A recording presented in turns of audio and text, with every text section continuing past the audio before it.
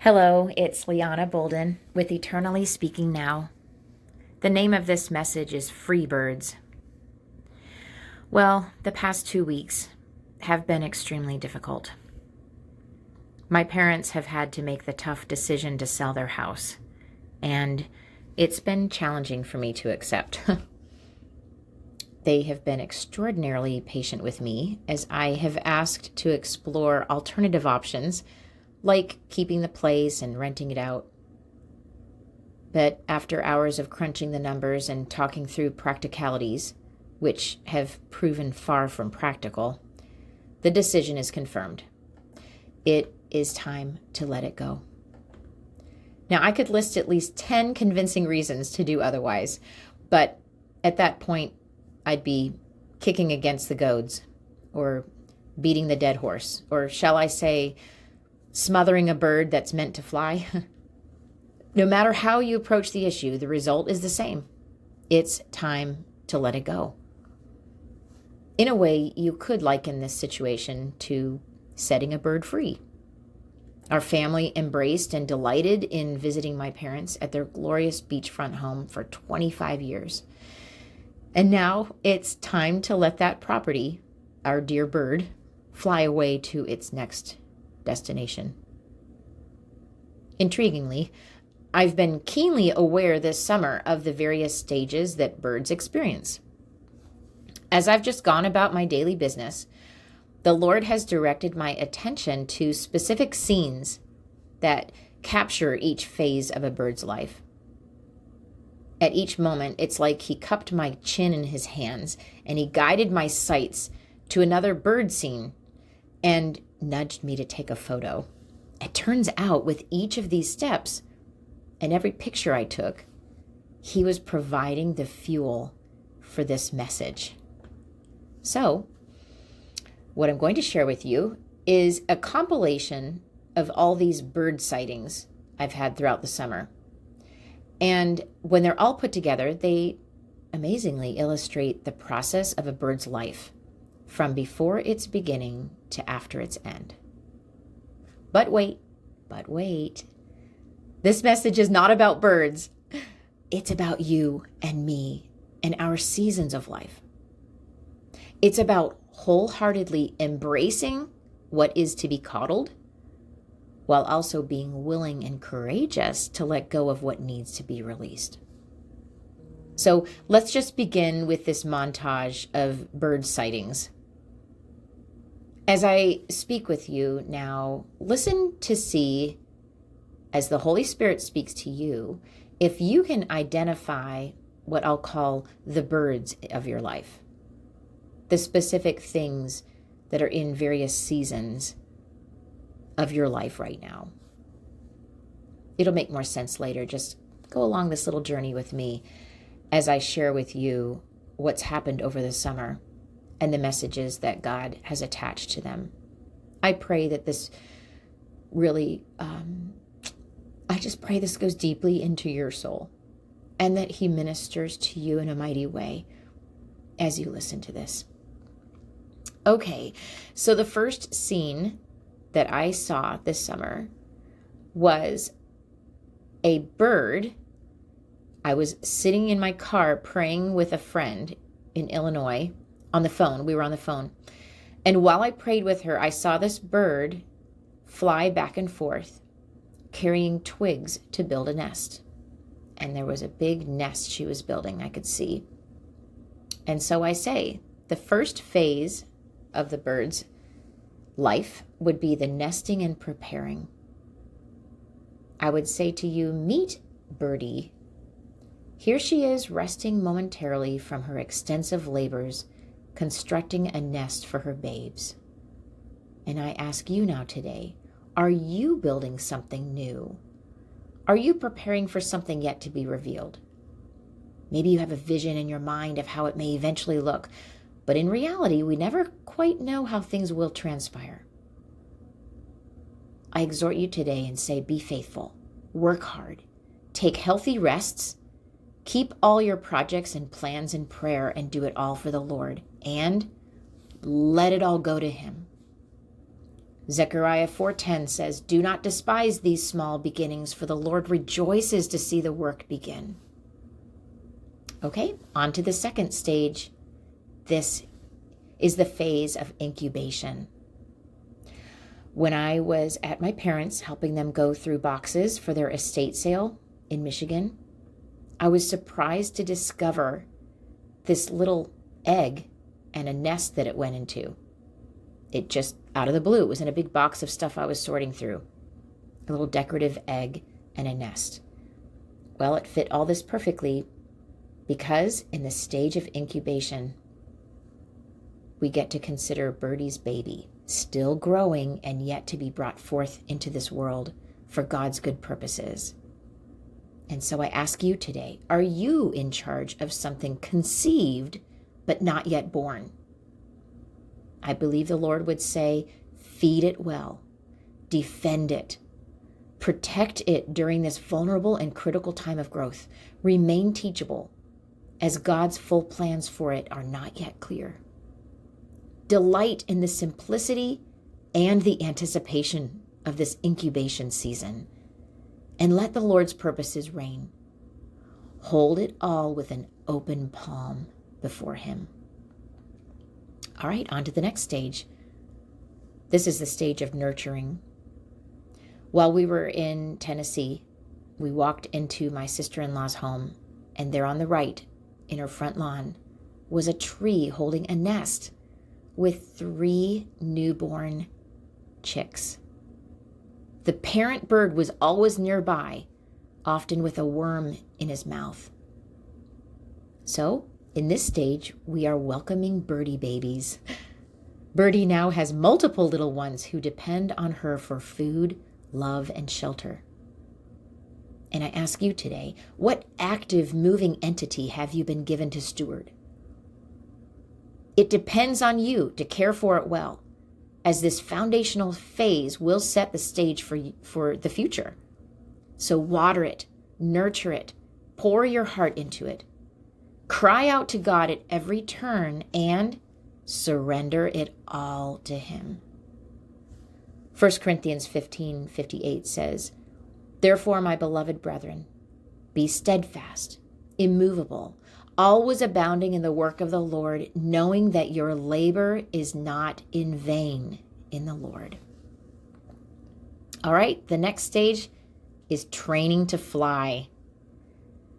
This summer, as my family sat in an outdoor cafe in Kentucky, we had the honor of watching a parent bird teach 3 grown chicks how to fly. They were in the nest above our heads where we sat, and they would fly out and come back in again, fly out and come back in again. So, in this phase, the teens are ready for their flight permits. Mama and Papa Bird do all they can to train them up in the way they should go. Now, this is the stage of pushback and surprises. You are the trainer, the mentor, the guider. Yet, your birdie was created by the Lord with a specific design or personality that you may not have originally anticipated. So God wants us to remember to trust in Him, yield it all to Him, seek His will, not yours. Stay the course, remember your purpose, to faithfully implement the Lord's assignment and to humbly walk by His Spirit and not your flesh. Proverbs 3, verses 5-6 say, "Trust in the Lord with all your heart and lean not on your own understanding. In all your ways acknowledge Him, and He shall direct your paths." The next stage, launched. While I was also sorting through boxes with my parents to get ready for their sale, something fell into my hand unexpectedly. I was going through a collection of dolls from around the world where my dad had traveled. He'd always bring something back from his travels, and the box was full. Well, there was this little bird that was supposed to be attached to one of the dolls, but it had broken off. It had launched. And so I say, look who's no longer in the nest. Detached and independent, this readied one is poised to explore the world and to set out on new adventures. Is your birdie launching? Does the idea of setting it free make you happy? Excited? Relieved? Nervous? Feeling out of control or scared? Well, this stage had to happen. In fact, this is what you've been working towards. And so, give it to God. Ask Him to glorify Himself through it. He will minister to your heart as you lean on Him and trust Him through this transition. And if you don't resonate with this phase yet and your birdie isn't to this point, surrender the idea to Him now, because launching will become a reality sooner than later. And the last phase that I'll highlight, that God gave me a picture of this summer, is the empty nested. Now, just about a month ago, I had pulled into a Love's, the big travel center gas station. And I'm telling you, God just had me notice this. He's amazing.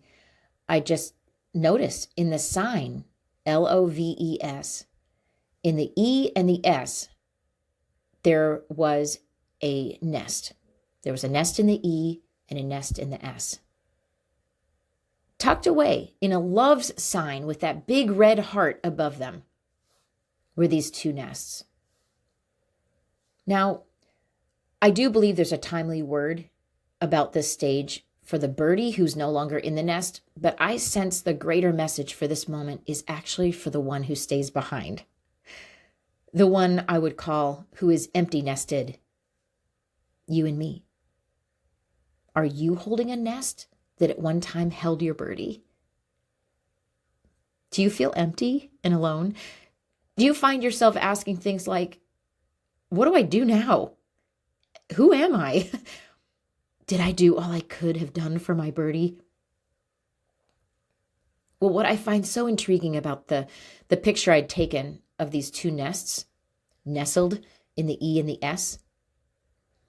The E and the S form the word S, ES, right? And in Spanish, S means is.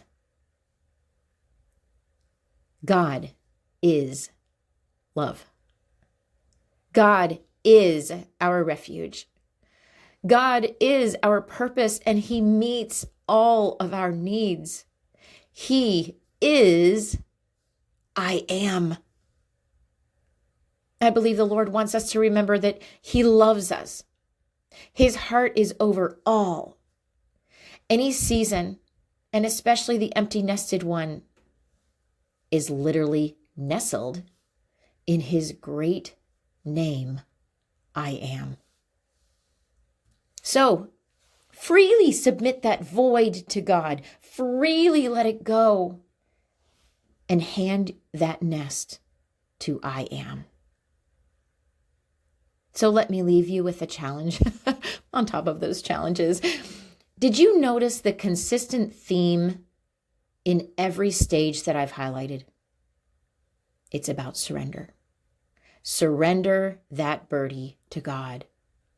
Surrender the nest to God. Wherever we find ourselves, regardless of the season or the definition of our bird, whether we're releasing it out the door or still bottle feeding it, we must freely let it go to the Lord.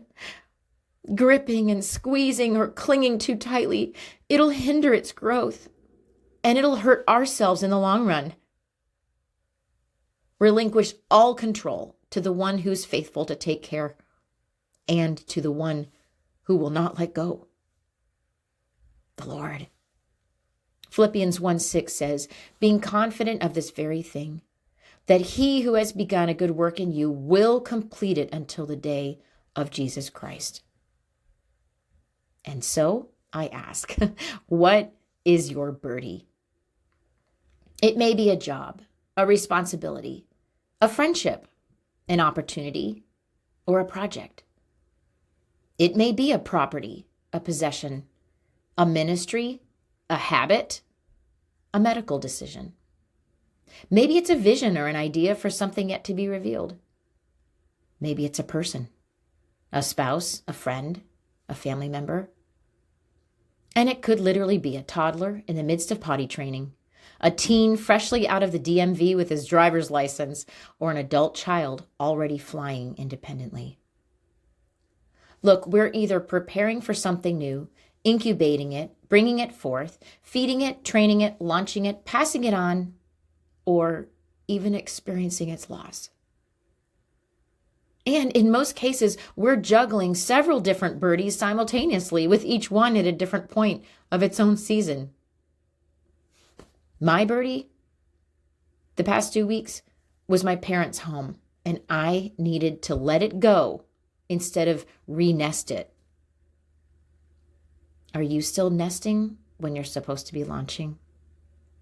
Or are you running ahead of the incubation, prematurely enrolling your bird into flight school? Do you just want to skip over that training part? Please don't. Each component is crucial to your birdie's growth, and the Lord has chosen you to be the one in your current position. In conclusion, as I helped my parents move out, my dad gave me a box of antiques that he'd set aside for me to peruse. Most of the items were my grandfather's books, over 100 years old. They were beautiful. When I came across one in particular, its title grabbed me. The title is Glimpses of Familiar Birds. How fitting. Have you noticed how every season I've mentioned is nothing new to us?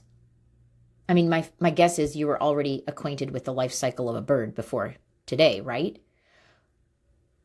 Well, while we may be familiar with each season of life, and we may be familiar with the birdies we've been handed to take care of, as we encounter a new one, it can feel like we're stepping into foreign land never before inhabited. That can leave us feeling uneasy about letting anything go, let alone something dear to us. But this is because we only see a glimpse of the bigger picture. See, a glimpse is just a partial view. A glimpse is a brief perception. It's incomplete vision. Dear friend, when we obediently submit our birdies to Jesus, we do so without seeing the whole picture. We do so with just a glimpse of those familiar birds. See, I don't know who will be blessed next with the home my parents are selling. We don't know what financial need will be met through that sale. We haven't seen yet how the process of closing the doors on one house will open new doors in another. There are 1,000 dominoes our birdies will tap, and we have no idea how things will proceed into the future. But here's what we do know. We can trust the Lord with it all. Whatever your birdie is, whatever its season is, keep it free to fly by letting it go to God.